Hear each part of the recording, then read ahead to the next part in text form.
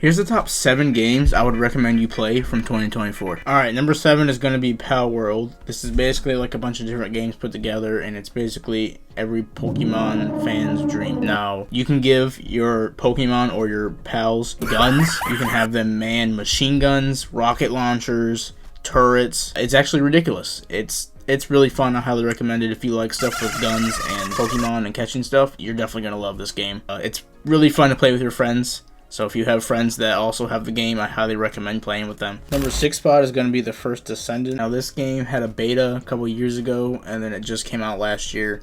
And they changed a lot of stuff, which I was not a big fan of. But for the most part, this game is actually really good. It's basically a grinding game, because you can do missions and stuff. You can play with people online, fight bosses with people online. You can farm for different equipment and characters and stuff, which have usually a low percentage drop rate, so it's going to take you a while to get. It's kind of like Warframe.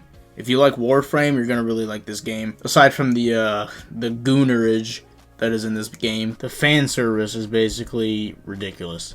So, if you know, you know. Alright, number 5 spot is going to be Dragon Ball Sparking Zero. Now, this game died really quickly for a lot of people, because they basically just rushed the entire game. They beat it in like a day, and then they complained about not having anything to play.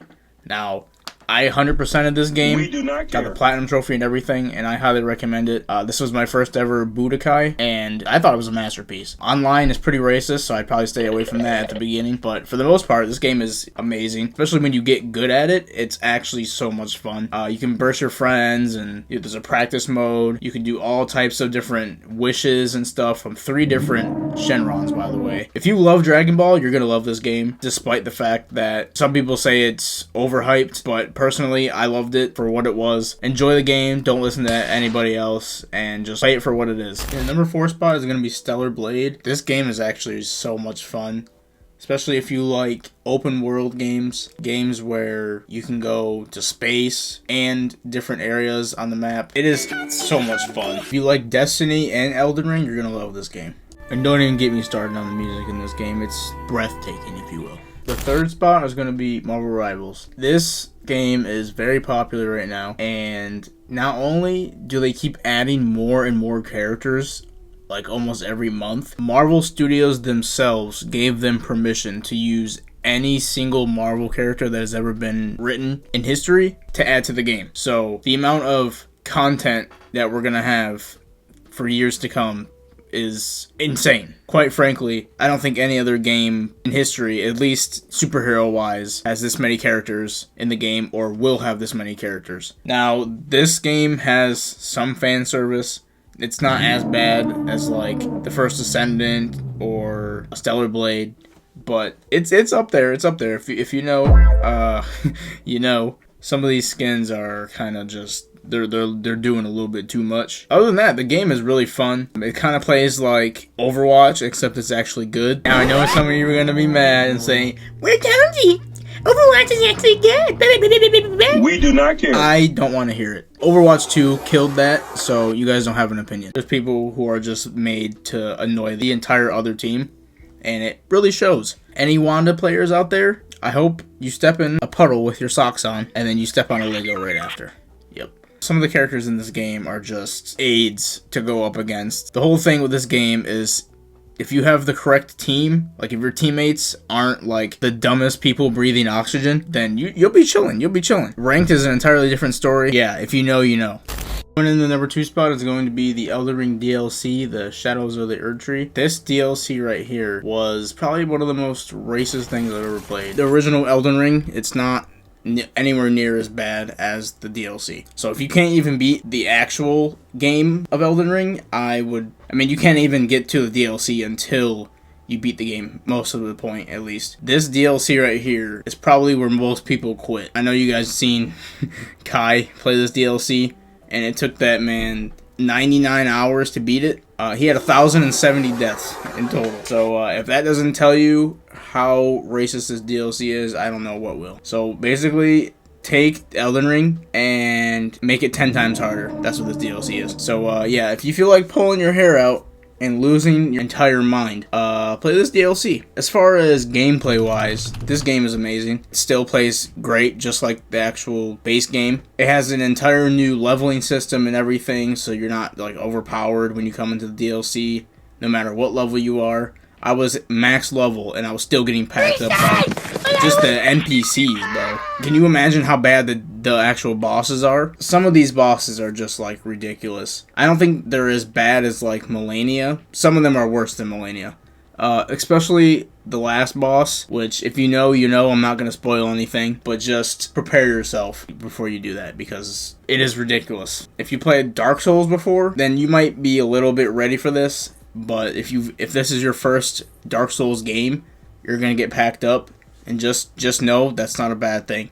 Everybody gets packed up, especially when they're first starting out. So don't beat yourself up about it. Everybody knows Elden Ring, the DLC itself was a runner-up for Game of the Year. So if that doesn't say anything, I don't know what does. Coming in the #1 spot, another game that was nominated for Game of the Year last year is Wukong. And if you've played Wukong before, you know exactly why it is where it is. I don't even know where to start with this game, bro. The music, the gameplay, the scenery, the story, everything about it is so good. It's in my top 3 favorite games of all time. But all I can say is, if you've ever heard of Wukong, like Goku, for instance, from Dragon Ball, he's based off of Wukong, okay? Wukong's name in Chinese is Son Goku, and people call him Son Wukong, stuff like that. This dude is so strong. Through the game, you're playing as a descendant of Wukong. Now, you don't have all the powers and everything that Wukong actually had. Now, let me tell you a little bit about Wukong, okay? This dude is so strong. He has so many levels of immortality. You would have to kill him hundreds of thousands of times just for him to actually die. And in the game, you don't actually play as Wukong, you play as his descendant, because Wukong's actually dead. The only way he was actually able to die was by doing it himself. Nobody in the entire universe was able to do it but him, not even the Buddha. Now, this kind of ties to the actual story, but Wukong himself became a Buddha, which means he transcends time itself. So literally nothing can kill him, nothing can touch him, and he exists basically outside of the normal reality that we live in. So he's everywhere and nowhere all at the same time, basically like a god, basically. And not only that, but the amount of things he can actually do is ridiculous. He can transform into a giant form of himself. He can transform into anything he wants. He can make a clone just from one of his hairs, and it has the same exact strength as him. And he has like 86,000 hairs on his body, so he can make a clone from each one of those hairs, and then that clone can also make a clone from those hairs. So just imagine how many clones you can make.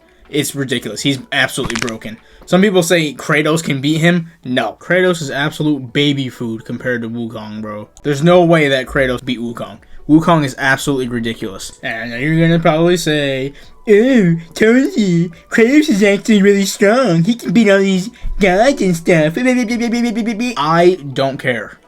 I don't care what Kratos can do. Do you know what Wukong can do? Everything. Back to the game, you basically learn about Wukong and everything, and eventually you'll get some of the powers that he had. But if you're really into like mythology and all that stuff, Chinese mythology, this is the game to play. After playing this, I watched all the movies, I watched all the lore, but yeah, this definitely deserves the top spot. Because again, this was another contender for Game of the Year in 2024. And it should have won. Astrobot, you can kiss my... yeah, I highly recommend Wukong because it's just... Ooh, it's so good. But yeah. So, if you guys like this, like and subscribe for more. And if you want to just binge watch my videos, here's my playlist here. Until my next video, you guys all have a good one. Peace, everybody.